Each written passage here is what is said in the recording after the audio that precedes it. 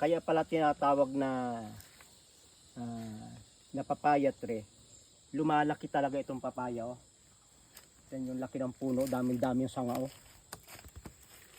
Talagang napakinabangan ito mahusay kasi sobrang tanda na.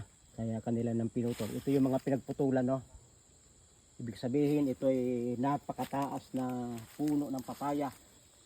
At ganyan rin yung mga tambak na putol-putol. Napakaganda, oh. Ay pangarap ko na kwan sapagkat magandang lupa dito, magpapataas talaga ako ng papaya. Tatanim ako ng papaya na maraming sanga at maraming bunga sapagkat ito ay sobrang gandang lugar talaga para sa mga halaman. At yun yung mga pinagputulan, no? Yung mga dahon-dahon pa. Yung banda ron ng kaunti, may mataas sa puno ng papaya na maraming bunga. Ay palagay ko ito ay bagay 12 anyos, ay hindi lang 12 anyos ang edad nitong papayang ito.